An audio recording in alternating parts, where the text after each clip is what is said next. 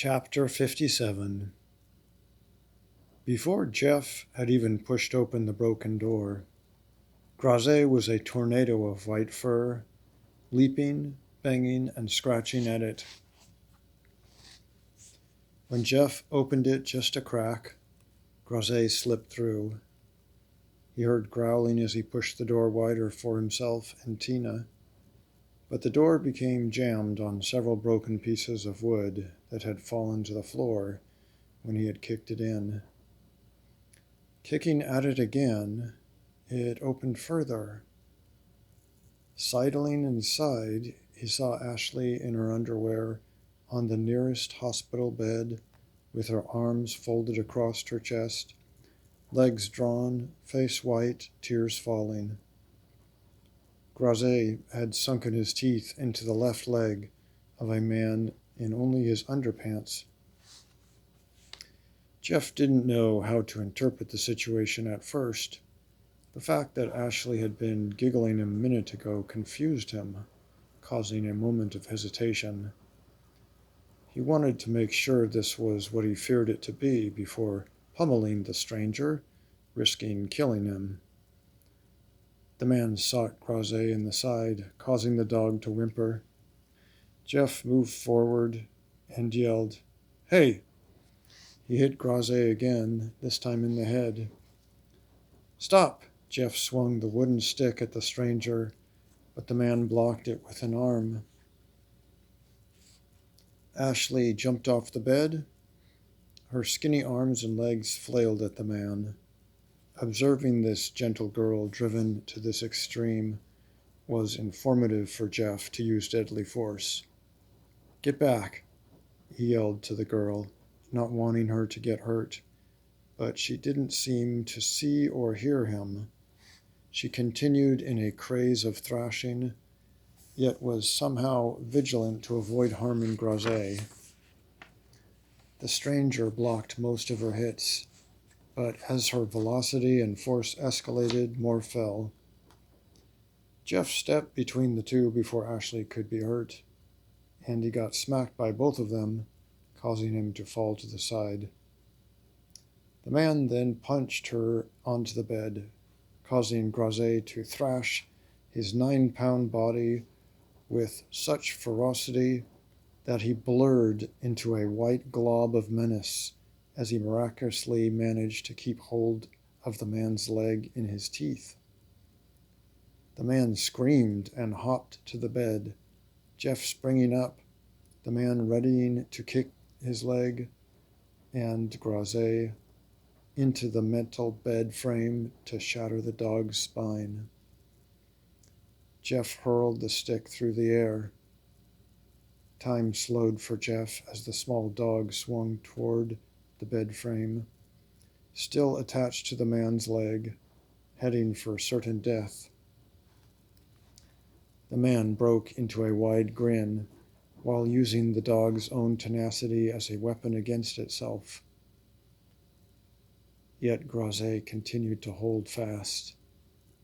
Ashley screamed horribly as she threw herself at the man, but Jeff's stick hit first, squarely on the man's head, causing him to stagger, leg and dog just missing the frame.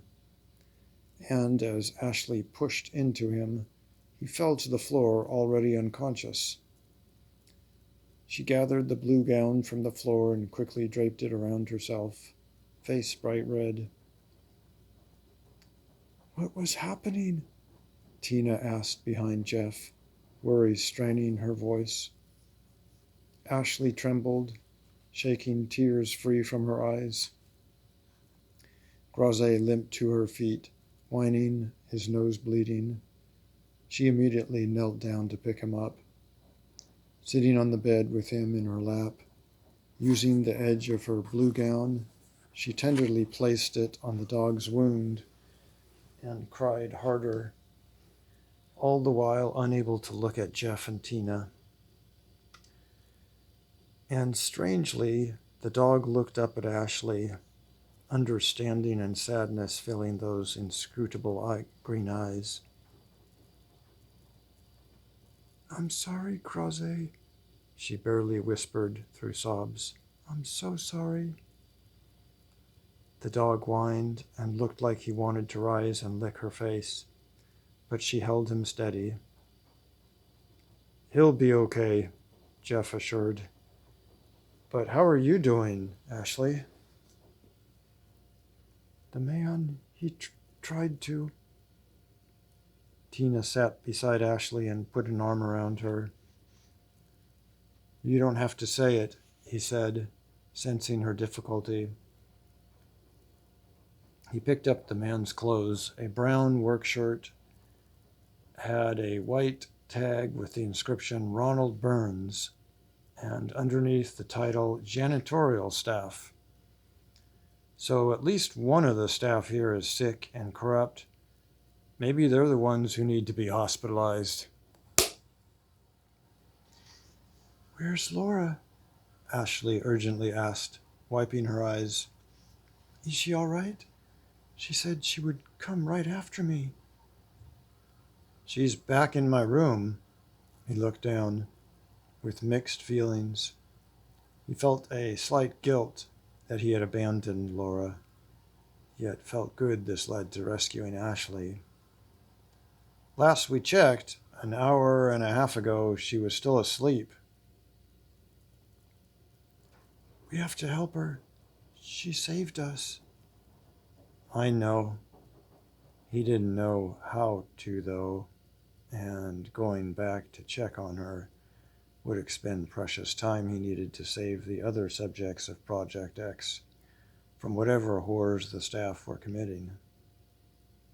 "She knows her way around this place. The staff won't harm her because they still believe she's on their side.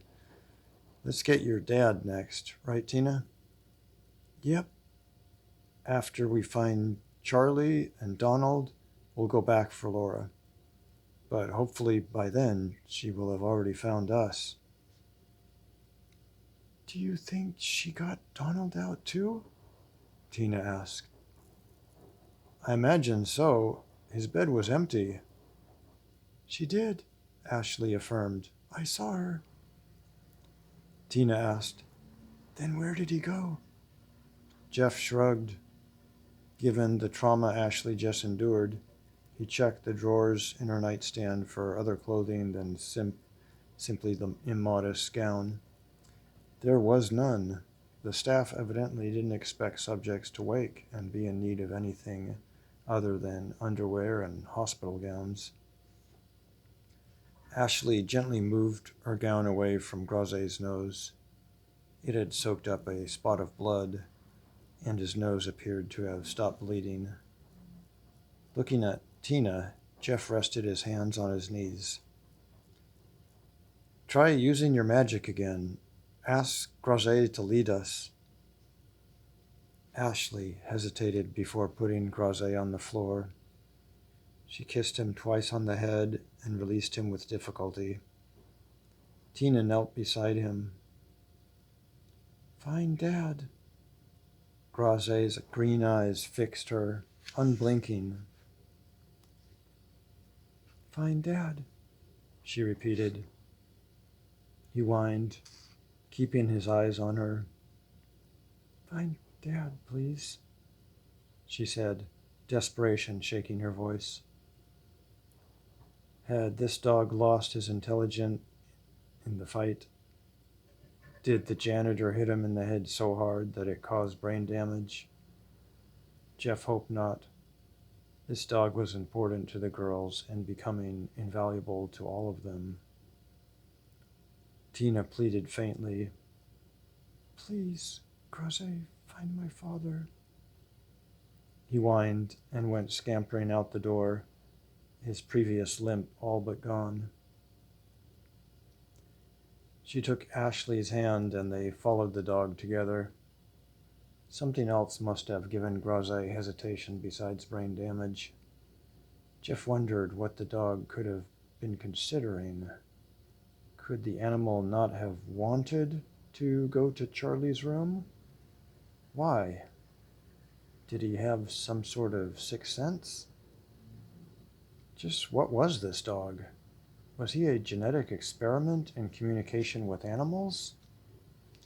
There were unanswered questions about this place that puzzled Jeff, making him eager to have Laura to consult with and find fellowship from.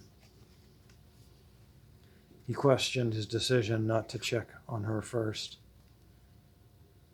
She could help protect them to reach the others safely, but it made more sense to find the others first. Laura would be the last to wake.